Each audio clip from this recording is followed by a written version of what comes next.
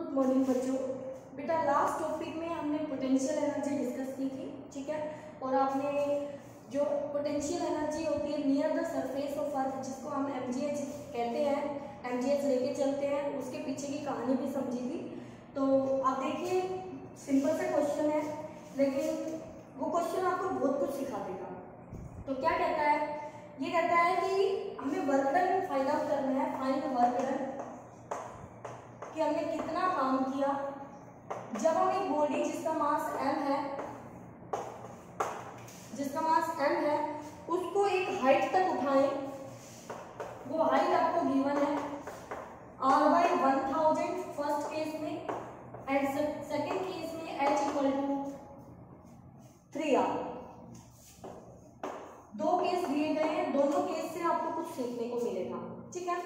हमें work done find out करना है इन lifting a body of mass m through a height from the surface of earth h = r/1000 h = 3r। Okay, चलिए जो बेटा first case है solution के लिए, जो फर्स्ट केस है, अगर इसमें मैं ध्यान से फोकस करूं तो जो h है वो r रेडियस के कंपैरिजन में छोटा हो गया है, वेरी वेरी स्मॉल हो गया है, 1000 टाइम्स कम हो गया है। r आपका होता है 6400 किलोमीटर। जब इसके अपनों में 1000 कर दोगे तो 6.4 किलोमीटर, यानी कि r के कंपैरिजन में जो h है वो बहुत छोटा हो गया है। तो एक रिलेशन आपने पढ़ा था पोटेंशियल एनर्जी का, mgh/1 + h/r, और ये रिलेशन आपने बताया था कि कोई भी हाइट हो तो हम इस रिलेशन को पुट कर सकते हैं। लेकिन फिर हमने अपने सहूलियत के लिए इस पे कंडीशन लगा दी कि अगर मेरा h बहुत छोटा हो, h very very less than r हो, तो फिर यहाँ पर ये जो रेशियो है ये 1 के कंपैरिजन में बहुत छोटा हो जाएगा और हम इस रेशियो को इग्नोर कर सकते हैं, क्योंकि 1 में इसके ऐड होने ना होने से कोई खास फर्क नहीं पड़ता। तो हम कोई भी टर्म कब इग्नोर करते हैं, जब वो या तो किसी में जुड़ रही हो या किसी में सब्ट्रैक्ट हो रही हो। मल्टीप्लिकेशन डिवीजन में कभी भी इग्नोरेंस नहीं होता है बेटा, ये बात हमेशा ध्यान रखना। तो यहाँ पर इसको इग्नोर करोगे ये नेग्लिजिबल हो गया है, तो अपॉन में m, तो ये फॉर्मूला आपका क्या बन जाएगा यहाँ पर u = mgh, लेकिन valid only for near for the surface of earth. जो अर्थ सरफेस के नजदीक है तभी ये वैलिड है, दूर वैलिड नहीं है। तो अब आ जाइए फर्स्ट सिचुएशन वही है हमारी, तो हम यहाँ पर वर्क डन हमारी जितना हम इसको ऊपर उठाएंगे वही वर्क इसकी पोटेंशियल एनर्जी यानी mgh में स्टोर होगा। तो क्या वो वर्क उसकी पोटेंशियल एनर्जी के इक्वल होगा बेटा? बिल्कुल। तो यहाँ से वर्क हो जाएगा mgh। तो बच्चों mgh की वैल्यू r/1000 आप यहाँ पर पुट कर देंगे, तो यहाँ से आप निकाल सकते हैं। एक रिलेशन और भी है, अगर आप चाहते हैं g, भाई मैं यहाँ g कौन सा लूँ, कितना लूँ, अगर आपको कंफ्यूजन है तो ये एक रिलेशन हो रहा है आपके पास, कौन सा g का रिलेशन आपने पढ़ा था Gm/r, ठीक है। आप इसको यूज कर सकते हैं Gm/r, तो आप यहाँ पर ये वैल्यू पुट कर सकते हैं Gm/r, तो यहाँ से भी आपको एक नया रिलेशन मिल जाएगा। या फिर Gm/r² था। ओके, तो रिलेशन क्या हो जाएगा, m एज इट इज बेटा g की जगह आ जाएगा Gm/r², एक r ऊपर है, अपॉन में 1000, r से r गया, mass of earth, gravitational constant, radius of earth, mass of body, upon में 1000, और आप इसको सोल्व करके अपना वर्क डन फाइंड आउट कर देंगे। तो ये फर्स्ट क्वेश्चन का सॉल्यूशन था आपके पास कि फर्स्ट क्वेश्चन सोल्व करने के लिए आपको कैसे मेथड आपको यूज करना है।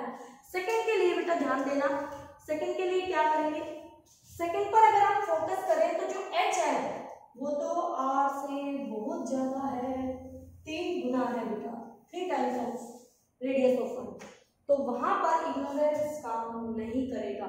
तो सेकंड क्वेश्चन के लिए हमारा एग्जैक्ट फॉर्मूला ही वैलिड होगा, ठीक है। तो W = जो वर्क डन होगा वो मेरा mgh/1 + h/r, यही फॉर्मूला यूज में आएगा। तो यहाँ पर h को पुट कर देंगे हम 3r, तो mg × 3r, ओके बेटा, 1 + 3r/r, r से r कैंसिल, तो वर्क डन = हो गया है 3/4 mgr। अगेन आप इस जी को रिप्लेस कर लेना और उसी तरह से आप यहाँ पर वैल्यू पुट कर लेना, ठीक है। तो आप वर्क डन यहाँ फाइंड आउट कर लेंगे।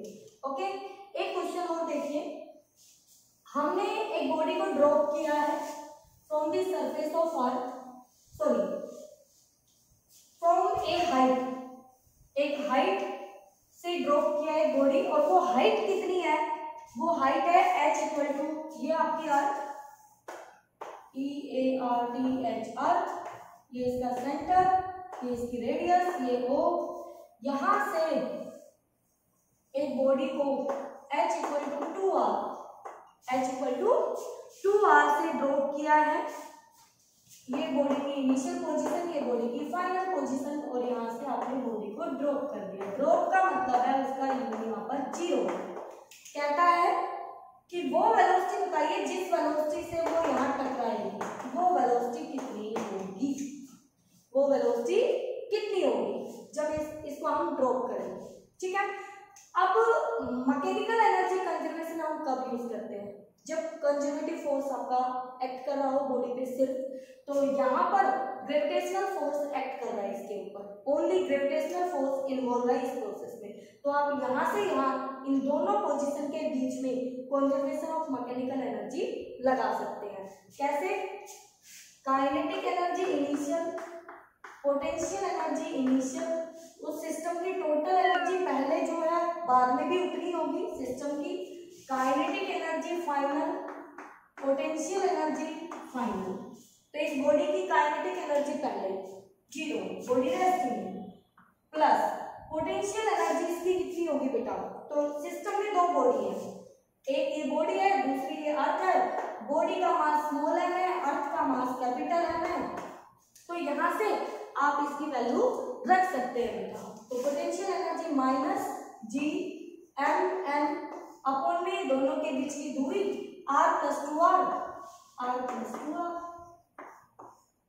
Equal to final kinetic energy body की हमें नहीं पता, बट हाफ mv², हमें ये v तो निकालना है बिल्कुल, final potential energy of system की, अब बॉडी यहाँ से यहाँ आ गई है, अब दूरी r हो गई है, अब भी मास वही है, तो प्लस में माइनस G(m)(n) अपॉन में r। अब हमारी सिस्टम की पोटेंशियल एनर्जी कितनी हो जाएगी, ठीक है।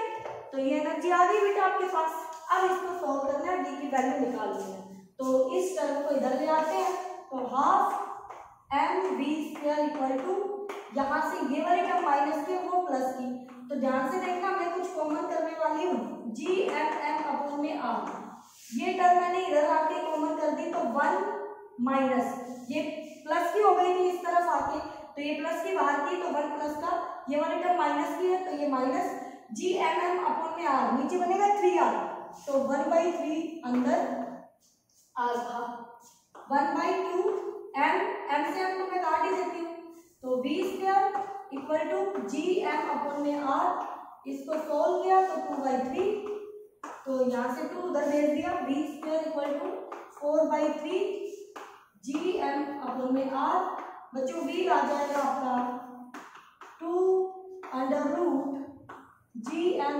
अपॉन में 3r, और ये वो वेलोसिटी होगी जिस वेलोसिटी से बॉडी इतनी हाइट पर छोड़ने पर अर्थ के सरफेस से टकराएगी। तो आप यहाँ पर सभी वैल्यू पुट करके वो डाटा निकाल सकते हैं, ठीक है। तो इस तरह से सिंपल क्वेश्चन आपके पास आएंगे, आप सोल्व कर सकते हो। आप चाहो तो इसको दूसरे रिलेशन यानी स्मॉल g वाली टर्म में भी रख सकते हो, ओके बेटा, मुश्किल नहीं है। अब ये जो कॉन्सेप्ट आपने यहाँ यूज किया है, ये आपको बहुत सारे क्वेश्चन को सिंपल बनाने में काम आएगा। तो ये कॉन्सेप्ट अगर आपने सीख लिया तो आपको दिक्कत नहीं होने वाली है। चलिए, आज का टॉपिक होगा नेक्स्ट आपका इंपॉर्टेंट टॉपिक है बेटा, ध्यान से समझिएगा, और वहां भी मैं इसी कॉन्सेप्ट को यूज करूंगी, ठीक है।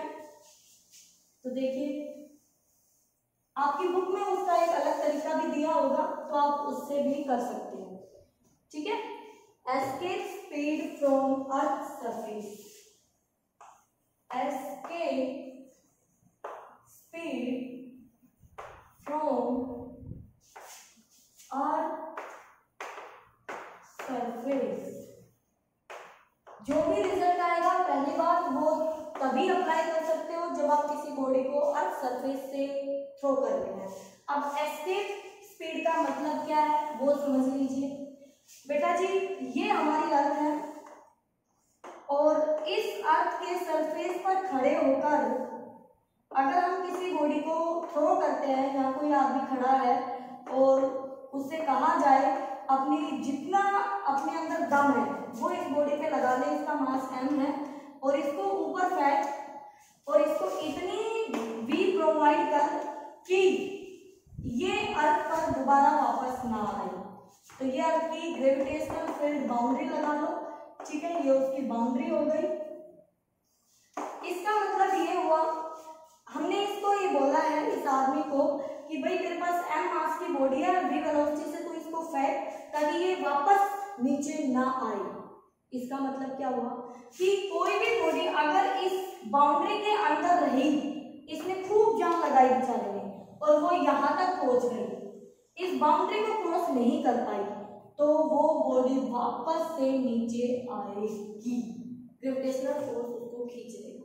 ठीक है, तो बेटा ये कहता है कि एस्केप स्पीड वो मिनिमम स्पीड है, कम से कम उतनी स्पीड दो कि ये इस बाउंड्री को जस्ट क्रॉस कर जाए, यानी जस्ट इधर अगर ये पहुंच गई तो फिर ये बॉडी अपने आप अर्थ पर दोबारा वापस नहीं आएगी, अपने आप नहीं आएगी। जो अभी आप देख रहे थे अभी तक वो आ रही थी, लेकिन अब अपने आप नहीं आएगी अगर उसने जस्ट इस बाउंड्री को क्रॉस कर दिया है उस मिनिमम वेलोसिटी से, तो उस मिनिमम वेलोसिटी को हम कहते हैं एस्केप स्पीड। क्या कहते हैं उसको? Escape speed. अर्थ सरफेस से फेंकी गई बॉडी के लिए वो 11.2 किलोमीटर पर आवर है। ठीक है बेटा, 11.2 पर सेकंड है, किलोमीटर पर सेकंड। चलिए, तो अब हमें यही फाइंड आउट करनी है। तो अभी आपने क्या किया था, एक बॉडी को एक हाइट से ड्रॉप किया था, यहाँ कितनी से टकराएगी, वो जीरो ही तो थी, वहां पर जीरो थी ना उसकी स्पीड, तो यहाँ पर आकर यानी उसकी स्पीड जस्ट क्या हो रही है, जीरो ही तो हो रही है, जस्ट पीछे वाले न्यूमेरिकल का उल्टा ही तो हो रहा है बेटा। तो मैं यहाँ पर क्या अप्लाई कर सकती हूँ, by conservation of mechanical energy. ये मेरी इनिशियल पोजीशन, ये मेरी फाइनल पोजीशन। इनिशियल पे काइनेटिक एनर्जी, इनिशियल पर पोटेंशियल एनर्जी, फाइनल पर काइनेटिक एनर्जी और फाइनल पर potential energy. Initial kinetic energy हम उसको दे रहे हैं वेलोसिटी, तो हाफ mv² प्रोवाइड कर रहे हैं। इनिशियल उसकी पोटेंशियल एनर्जी यहाँ पर कितनी है, यहाँ पर उसकी पोटेंशियल एनर्जी है -gmm अपॉन में दूरी कितनी है, सरफेस पर है 8 है, equal to final kinetic energy कितनी है बेटा जी, 0 है, जस्ट 0 हो गई उसकी स्पीड। और फाइनल इनफाइनाइट पे जाके यानी ग्रेविटेशनल फील्ड से बाहर चला गया, तो वहां पे फील्ड फोर्स नहीं है, तो वहां पोटेंशियल एनर्जी भी सिस्टम की क्या हो गई, 0। सिस्टम की एनर्जी क्या हो गई बेटा, 0 हो गई। ठीक है, तो यहाँ से इस वेलोसिटी को हम क्या कहेंगे, उसकी एस्केप वेलोसिटी या एस्केप स्पीड। तो यहाँ से हाफ mv एस्केप का स्क्वायर इक्वल टू आ जाएगा gmm अपॉन में r। सबसे पहले m उठ जाएगा भैया, m नहीं बचेगा। ठीक है, तो v एस्केप हो गया है 2gm अपॉन में r, तो यहाँ से v एस्केप आ गया मेरे पास √2gm अपॉन में r। This is the escape speed. g की वैल्यू पुट कीजिए, m की वैल्यू पुट कीजिए, r की वैल्यू पुट कीजिए, अप्रोक्सीमेटली 11.2 किलोमीटर पर सेकेंड। अगर इतनी स्पीड से आप किसी बॉडी को फेंकोगे तो वो बॉडी अर्थ सरफेस से उसके ग्रेविटेशनल फील्ड से बाहर चली जाएगी और वो अपने आप दोबारा वापस नहीं आएगी।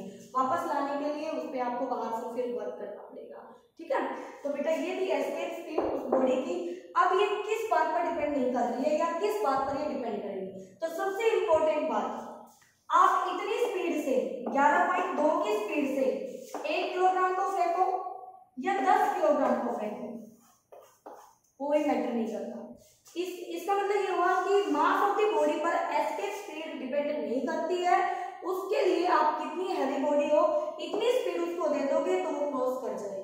ठीक है, दूसरी बात, ये डिपेंड करेगी किस जगह से आप फेंक रहे हो, उसका मास यानी कि प्लेनेट का मास भाई अर्थ पे हो तो उसका साइज क्या है, उसका मास क्या है, इस बात पर डिपेंड करेगा। तो ये था एस्केप वेलोसिटी। आप इसको अच्छे से करना बच्चों, ठीक है। कोई भी इससे रिलेटेड डाउट हो तो आप जरूर पूछना। बुक में जो इसका मेथड दे रखा है आप उसको पढ़ना। अगर आपको वो मेथड करना हो और आपको नहीं समझ में आता है तो आप मुझसे पूछना, मैं उसको अगले वीडियो में डिस्कस कर दूंगी। ओके बेटा, तो यहाँ तक अच्छे से कर लेना।